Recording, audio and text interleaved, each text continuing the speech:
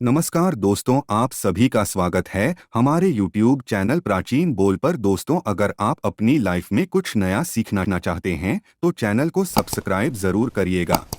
भविष्य पुराण के अनुसार सावन मास की शुक्ल पक्ष की पंचमी तिथि को नाग पंचमी का त्योहार मनाया जाता है। पंचमी तिथि नागों को अत्यंत प्रिय है और उन्हें आनंद देने वाली है। इस दिन नागलोक में विशिष्ट उत्सव होता है। पंचमी तिथि को जो व्यक्ति नागों को दूध से स्नान कराता है, उसके कुल में वासुकी, तक्षक, कालिया, मणिभद्र, करकोटक तथा धनंजय ये सभी बड़े बड़े नाग अभयदान देते हैं। उसके कुल में सर्प का भय नहीं रहता। एक बार माता के शाप से नागलोक जलने लग गए थे, इसीलिए उस दाह की व्यथा को दूर करने के लिए पंचमी को गाय के दूध से नागों को आज भी लोग स्नान कराते हैं। इससे सर्प भय नहीं रहता। हिंदू धर्म में नागों की पूजा के इस पावन पर्व का बहुत महत्व है। इस दिन भगवान शिव के आभूषण नागराज वासुकी की उपासना की जाती है। धार्मिक शास्त्रों के अनुसार नागों की पूजा करने से आध्यात्मिक शक्ति, अपार धन और मनोवांछित फल की प्राप्ति हो सकती है। बार नाग पंचमी का त्योहार 21 अगस्त सोमवार को मनाया जाएगा। इस पावन पर्व पर महिलाएं नाग देवता की पूजा करती हैं और सांपों को दूध अर्पित करती हैं। इस दिन स्त्रियां अपने भाइयों तथा परिवार की सुरक्षा के लिए प्रार्थना भी करती हैं। नाग पंचमी शुभ मुहूर्त कब है? हिंदू पंचांग के अनुसार नाग पंचमी का त्योहार श्रावण मास के शुक्ल पक्ष की पंचमी को मनाया जाता है। इस साल पंचमी तिथि का आरंभ 21 अगस्त को रात 12:21 पर होगा और पंचमी तिथि की समाप्ति 22 अगस्त को रात 2 बजे होगी। नाग पंचमी की पूजा का शुभ मुहूर्त सुबह 5:53 से लेकर 8:30 तक रहेगा। इस दिन नाग पंचमी की पूजा करके नाग पंचमी की कथा सुननी चाहिए। पहले हम जानते हैं कि नाग पंचमी क्यों मनाई जाती है, फिर जानेंगे नाग पंचमी की पूजा विधि और फिर जानेंगे नाग पंचमी के दिन कौन से कार्य नहीं करने चाहिए। दोस्तों, भविष्य पुराण के अनुसार मनुष्य को नाग पंचमी के दिन इन कार्यों को भूल से भी नहीं करना चाहिए, अन्यथा घर से धन धान्य का नाश होता है, जीवन में सर्पों का भय सताता है और अनेक कष्टों को भोगना पड़ता है। तो चलिए सबसे पहले आपको बताते हैं पंचमी का दिन ही नागों को क्यों प्रिय है और इस दिन ऐसा क्या हुआ था। एक बार राक्षसों और देवताओं ने मिलकर समुद्र का मंथन किया। उस समय समुद्र से अतिशय सफेद रंग का उच्चय श्रवा नाम का एक घोड़ा निकला। उस घोड़े को देखकर समस्त नागों की माता कद्रु ने अपनी सौतन विनता से कहा, हे विनता, देखो, यह घोड़ा तो सफेद रंग का है, किंतु इसकी पूंछ काले रंग की दिखाई पड़ती है। गरुड़ की माता विनता ने कहा, नहीं देवी कद्रु, यह अश्व तो पूर्ण सफेद रंग का है, इस पर कहीं पर भी काले बाल नहीं है।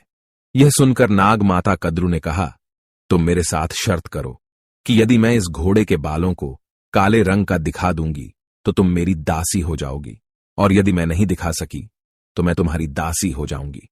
फिर देवी विनता ने उस शर्त को स्वीकार कर लिया। दोनों क्रोध करती हुई अपने अपने स्थान को चली गई। फिर कद्रु ने अपने सभी पुत्र नागों को बुला लिया और उन्हें सारी बात बता दी और कहा, हे नागों, तुम सभी सूक्ष्म रूप धारण करके उस घोड़े की पूंछ के बालों में लिपट जाओ, जिससे उसकी पूंछ काले रंग की दिखाई पड़े, ताकि मैं मेरी सौत विनता को अपनी दासी बना सकूं।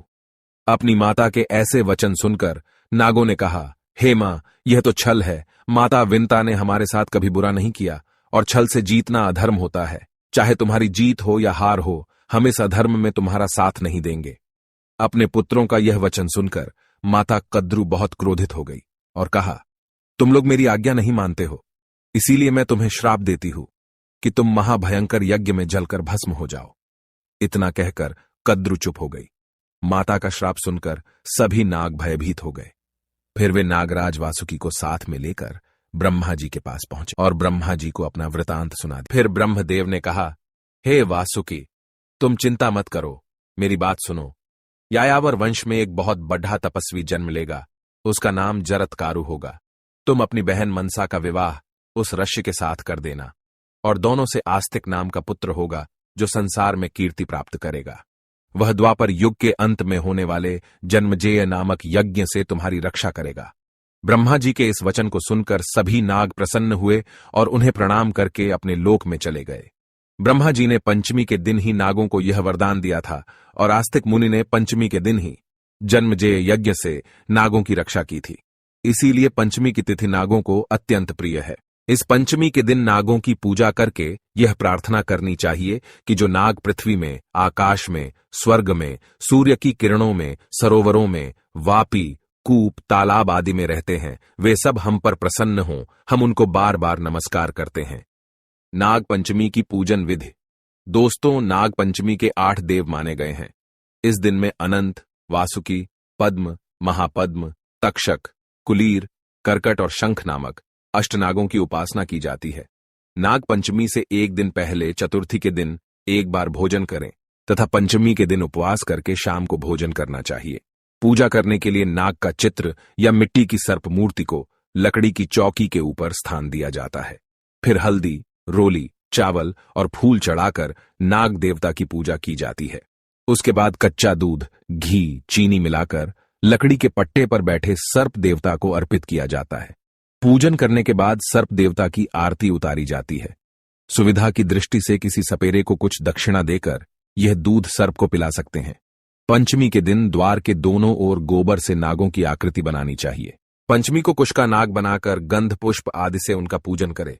दूध, घी, जल से स्नान कराए। दूध में पके हुए गेहूं और विविध नैवेद्यों का भोग लगाए। इस पंचमी को नाग की पूजा करने से वासुकी आदि नाग संतुष्ट होते हैं और वह पुरुष नागलोक में जाकर बहुत काल तक सुख का भोग करता है। इस प्रकार नियमानुसार जो पंचमी को नागों का पूजन करता है वह शारीरिक और मानसिक कष्टों से मुक्त होता है। उसे धन धान्य की प्राप्ति होती है और मृत्यु के पश्चात वह श्रेष्ठ विमान में बैठकर नागलोक को जाता है।